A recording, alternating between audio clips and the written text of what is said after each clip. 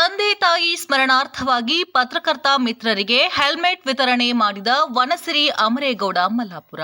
ಸಿಂಧನೂರು ನೀರಾವರಿ ಇಲಾಖೆಯ ಆವರಣದಲ್ಲಿರುವ ಅಮರ ಶ್ರೀ ಆಲದ ಮರದ ಹತ್ತಿರ ಪರಿಸರ ರಾಜ್ಯ ಪ್ರಶಸ್ತಿ ಪುರಸ್ಕೃತರು ವನಸಿರಿ ಫೌಂಡೇಶನ್ ಸಂಸ್ಥಾಪಕ ಅಧ್ಯಕ್ಷ ಅಮರೇಶ್ ಗೌಡ ಮಲ್ಲಾಪುರ್ ಅವರ ತಂದೆ ತಾಯಿಯ ಸವಿನೆನಪಿಗಾಗಿ ಸಿಂಧನೂರಿನ ಎಲ್ಲ ಪತ್ರಕರ್ತ ಸ್ನೇಹಿತರಿಗೆ ಜೀವ ರಕ್ಷಕ ಹೆಲ್ಮೆಟ್ ವಿತರಣೆ ಕಾರ್ಯಕ್ರಮ ನಡೆಯಿತು.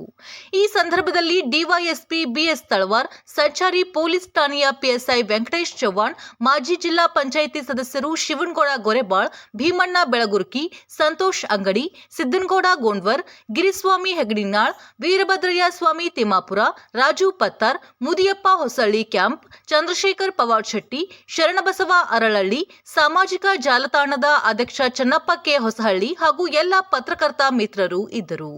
Bureau report Gangadhara S Shiragavi, GS5 TV Kannada news, Sindhanur.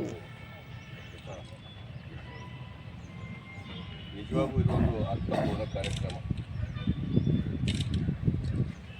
ತಮ್ಮ ತಂದೆ ತಾಯಿಯ ನೆನಪನ್ನು ಒಂದು ಹೆಲ್ಮೆಟ್ ವಿತರಣೆ ಮಾಡುವ ಮೂಲಕ, ಅಂದರೆ ಒಂದು ಜೀವವನ್ನು ಉಳಿಸುವ ಮೂಲಕ ಒಂದು ಒಳ್ಳೆಯ ಕಾರ್ಯಕ್ರಮನ ಹಮ್ಮಿಕೊಂಡಿದ್ದಾರೆ ಅಮರೇಗೌಡರು.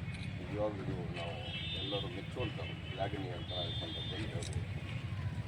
ಈಗ ಇತ್ತೀಚಿನ ದಿನಗಳೇ ತಾವೆಲ್ಲ ನೋಡಿರ್ತೀರಿ, ಸಾಕಷ್ಟು ಎಸ್ಪೆಷಲಿ ಒಂದು 2 ತಿಂಗಳು ಎಲ್ಲರೂ ಅದ್ರ ಬಗ್ಗೆ ಡಿಸ್ಕಸ್ ಮಾಡಿ ಹೆಂಗೆ ಪ್ರಾರಂಭ ಮಾಡಿದ್ದಾರೆ. ಇನ್ನೂ ಕೂಡ ಹೆಲ್ಮೆಟ್ಟಿನ ನಮ್ಮ ಉದ್ದೇಶ ಏನಂದರೆ ಮುಂದೆ ಅವರು ಒಂದು ಜೀವ ಉಳಿಲಿ ಅಂತ.